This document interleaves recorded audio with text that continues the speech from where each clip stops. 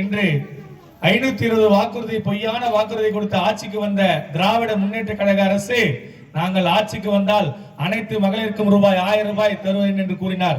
எல்லாருக்கும் 1000 தரும் சொன்னாருங்களா? இந்த ஆட்சி வந்து 30வது மாசத்துல தான் ஐயா எடப்பாடியார் சட்டமன்றத்திலும் சரி பொது இடங்களிலும் பேசி 1000 பெற்று கொடுத்தாரு. 28 மாசம் முடிஞ்சு 29வது மாசம் தான் உங்களுக்கு 1000 கொடுக்க ஆரம்பிச்சார். அந்த 1000 கொடுக்கிற இடத்துல கூட தகுதி வாய்ந்தவங்களுக்கு தான் 1000, தகுதி இல்லாதவங்களுக்கு 1000 பாதி பேருக்கு மேல வரல. உண்மைதானே? இந்த 1000 கொடுத்த உடனே முதியோர் தொகையை நிறுத்திட்டாங்க. நல்லா புரிஞ்சுங்க. இந்த 1000 கொடுத்ததே 30வது மாசத்துல பாதி நபருக்கு மேல 40% பெண்கள் தமிழ்நாட்டில் யாருக்கும் வரல. இப்போ இந்த எலெக்ஷன் முன்னிட்டு ஒரு 10 நாளைக்கு முன்னாடி தான் 40 லட்சம் பெண்களுக்கு கொடுக்க வேண்டியதுல 10 லட்சம் பேருக்கு அந்த விதியை தளர்த்தி 10 லட்சம் நபருக்கு கொடுத்தாங்க. ஏன்னா எலெக்ஷன் வரப்போது தான். ஏன்னா திமுக காரங்கெல்லாம் பொய்யான வாக்குறுதி கொடுத்து தான் வருவாங்க. அதே போல அவங்க எதிர்கட்சி தலைவராக இருக்கும்போது ஐயா எடப்பாடியார் கொரோனா காலத்துல நம்ம எல்லாம் உயிருக்கு பயந்து உயிருக்கு அஞ்சி நம்ம உயிரெல்லாம் பாதுகாத்து வீட்டிலேயே இருந்தோம். 6 மாசம் எங்குமே வெளியே போல. உண்மைதானே அது? அந்த நேரத்துல ஒவ்வொரு கூட்டுறவு சங்கத்திலையும் அன்னைக்கு 1000 கொடுத்து அரிசி பருப்பு சக்கரை எல்லாம் விலை இல்லாம கொடுத்தாரு. அது மட்டும் இல்லாம அதை தொடர்ந்து வந்த பொங்கலுக்கு ரூபாய் 2500 ஒவ்வொரு குடும்ப அட்டைக்கும் எல்லா குடும்ப அட்டையும் கொடுத்தாரு. உண்மையா பொய்யா? ஆனா இன்னைக்கு அன்னைக்கு ஆட்சியில் இருந்த எதிர்கட்சியா இருந்த ஸ்டாலின் என்ன சொன்னாரு? நாங்க இருந்தா 5000 கொடுத்துருப்போம், நீங்க 2500 ஏன் கொடுக்குறேன்னு சொன்னாரு. ஆனா இன்னைக்கு ஆட்சி கட்டில வந்து இந்த கடந்த 2-3 வருஷமா கொடுத்தாரு எதனா ரூபாவது எதுவுமே கொடுக்காம இப்போ எலெக்ஷன் வர்றதுக்காக 3000 கொடுத்தாரு. அவர் வருஷம் வருஷம் பொங்கலுக்கு ஒரு 2500 5000 கொடுத்துருக்கணும்ல. ஆனா இந்த வாட்டி தான் 3000 கொடுத்தாரு. ஏன்னா உங்ககிட்ட இருந்து வாக்கு பெறணும்னு சொல்லிட்டு. ஆனா அம்மா எல்லாம் புரட்சி தலைவி அம்மா அவர்கள் ஒரு திட்டத்தை அறிவித்தா அனைத்து குடும்ப அட்டையும் கொடுத்தாங்க. மிக்சி கிரைண்டர் ஃபேன் கொடுத்தாங்க. ஒவ்வொரு குடும்ப அட்டைக்கு தானே கொடுத்தாங்க. இவங்க பணக்காரங்க இவங்க ஏழைன்னு பார்த்து கொடுத்தாங்களா? அப்படி கிடையாது. அனைவருக்கும் எல்லாரும் குடும்ப இந்த ஆட்சி வந்து 30வது மாசத்துல தான் ஐயா எடப்பாடியார் சட்டமன்றத்திலும் சரி பொது இடங்களிலும் பேசி 1000 பெற்று கொடுத்தாரு. 28 மாசம் முடிஞ்சு 29வது மாசம் தான் உங்களுக்கு 1000 கொடுக்க ஆரம்பிச்சாரு. அந்த 1000 கொடுக்கிற இடத்துல கூட தகுதி வாய்ந்தவங்களுக்கு தான் 1000, தகுதி இல்லாதவங்களுக்கு 1000 பாதி பேருக்கு மேல வரல. உண்மைதானே? இந்த 1000 கொடுத்த உடனே முதியோர் தொகையை நிறுத்திட்டாங்க. நல்லா புரிஞ்சுங்க. இந்த 1000 கொடுத்ததே 30வது மாசத்துல பாதி நபருக்கு மேல 40% பெண்கள் தமிழ்நாட்டில் யாருக்கும் வரல. இப்போ இந்த எலெக்ஷன் முன்னிட்டு ஒரு 10 நாளைக்கு முன்னாடி தான் 40 லட்சம் பெண்களுக்கு கொடுக்க வேண்டியதுல 10 லட்சம் பேருக்கு அந்த விதியை தளர்த்தி 10 லட்சம் நபருக்கு கொடுத்தாங்க. ஏன்னா எலெக்ஷன் வரப்போது தான். ஏன்னா திமுக காரங்கெல்லாம் பொய்யான வாக்குறுதி கொடுத்து தான் வருவாங்க. அதுக்கு புரட்சி தலைவி அம்மா அவர்கள் கிராமப்புறத்திலே வாழ்கின்ற பெண்மணிகள் எல்லாம் ஆண்களுக்கு நிகராக இருக்க வேண்டியதுதான்.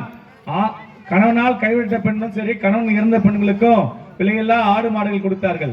அதுவும் இல்லாமல் படிக்கின்ற மாணவ மாணவிகளுக்கு அவங்க போட்டுக்கிற சீருடையிலிருந்து ஷூ சாலேஜ் படிக்கிறது முடிக்கும் போது இப்ப 10 லட்சம் லேப்டாப் தராங்க. நீங்க எல்லாம் சிந்திக்கணும் எந்த விதத்துல இதெல்லாம் நியாயம்னு சொல்லிட்டு. அவங்களுக்கு ஏன்னா இந்த காலேஜ் முடிச்சவொடனே 18 வயசு முடியுதுல்ல, அவங்க கிட்ட ஓட்டு வாங்கினதுக்காக இப்ப லேப்டாப் தராங்க. படிப்பு முடிச்சிட்டு பிறகு லேப்டாப் தந்து என்ன பிரயோஜனம் இருக்குது? ஆனா புரட்சி தலைவி அம்மா அவர்கள் 10வது முடித்த உடனே எல்லாருமே நீங்களாம் தாய்மார்கள்லாம் உங்க பிள்ளைங்களாம் கூட அரசு பள்ளியில படிக்கின்ற பிள்ளைங்களாம் கூட எடுத்து வந்திருப்பாங்க. அது போன்று புரட்சி தலைவி அம்மா அவர்கள் உங்களுக்காக திட்டத்தை பார்த்து செய்தார்கள். தாலிக்கு தங்கம், அம்மா உணவகம், விலையெல்லாம் மிக்சி கிரைண்டர் ஃபேன் கொடுத்தாங்க, விலையெல்லாம் ஆடு மாடுகள் கொடுத்தாங்க. இப்படி அம்மாவோட திட்டத்தை சொல்லினே போலாம். அதே போல வேலைக்கு போற பெண்களுக்கெல்லாம் அவர்கள் தமிழக முதலமைச்சர் ஆனாருங்க. அம்மா அறிவிச்ச எல்லா திட்டத்தையும் செய்தாங்க. நீட் தேர்வு ரத்து. இந்த 520 வாக்குறுதி கொடுத்த ஸ்டாலினுடைய பையன் உதயநிதி ஸ்டாலின் என்ன சொன்னாருங்க? நாங்கள் ஆட்சிக்கு வந்த உடனே அந்த நீட் தேர்வு ரத்து செய்வோம். அந்த ரகசியம் எனக்கு எங்க அப்பனுக்கு தான் தெரியும் சொன்னாரு. ஆனா இன்னைக்கு 5 வருஷம் முடியறதுக்கு இன்னும் 2 மாசம் தான் இருக்கு. இன்னுமா அந்த நீட் தேர்வை ரத்து செய்ய முடியல. நன்றாக அறிந்து உடனே அரசு பள்ளியிலே படிக்கின்ற குழந்தைகள் கூட டாக்டர் ஆக வேண்டும் என்ற அடிப்படையில் தான் 7.5% உள்ஒதுக்கீடு செய்து வருடந்தோறும் 500 மருத்துவர்களை உருவாக்கினார் தான் ஐயா எடப்பாடியார். அதே போல ஐயா எடப்பாடியாரும் இந்த திட்டத்தை அறிவிச்சா எல்லாருக்கும் போய் சேரணும், எல்லாருக்கும் கொடுக்கணும் தான் எடப்பாடியாருடைய எண்ணம் கூட.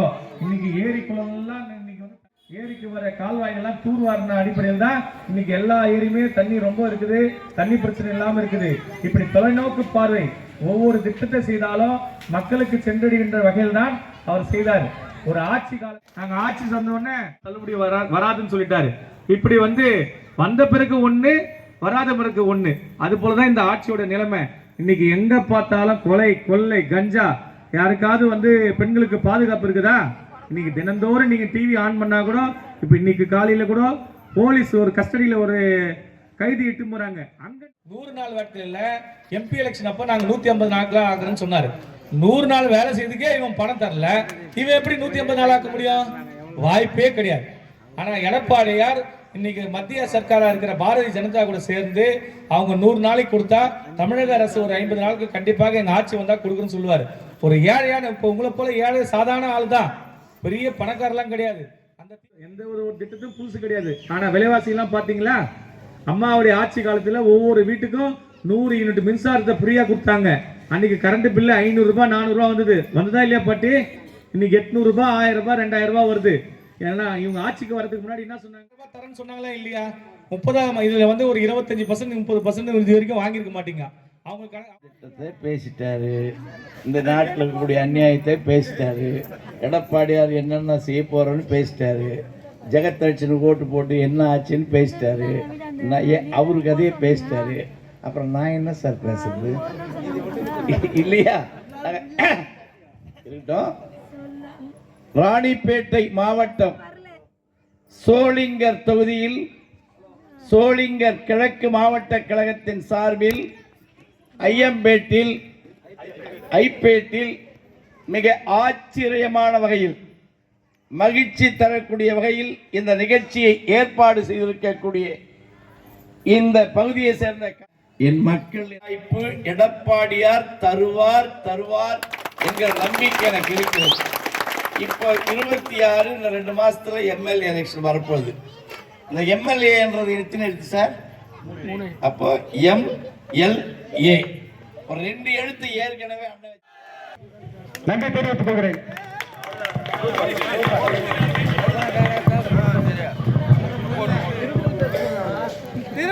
புரட்சி தலைவர் எம்ஜிஆர் அவர்களின் ஆசையோடும் இதய தெய்வம் புரட்சி தலைவி அம்மாவின் ஆசையோடும் கழக நிரந்தர பொதுச் செயலாளரும் தமிழ்நாடு முன்னாள் முதலமைச்சர், தமிழ்நாடு வருங்கால முதலமைச்சர் ஐயா எடப்பாடியார் ஆசையோடும் ராணிப்பேட்டை கிழக்கு மாவட்ட கழக செயலாளரும் அரக்கோணம் சட்டப்பேரவை உறுப்பினர் அருமையண்ணன் சு ரவி அவர்களின் ஆசையோடு, சோளிங்கர் முன்னாள் சட்டப்பேரவை உறுப்பினர் அருமையண்ணன் சம்பத் அவருடைய ஆசையோடு இந்த மக்கள் விரோத திமுக ஆட்சியை கண்டித்து இந்த மாபெரும் பொதுக்கூட்டத்திற்கு தலைமையேற்று நடத்தி கொண்டிருக்கின்ற நம்மளுடைய ஒன்றிய கழகத்தின் அவைத்தலைவர் AP ஏகாம்பரம் அவர்களே மற்றும் இந்த வயலாம்பாடி ஊராட்சி மன்றத்தின்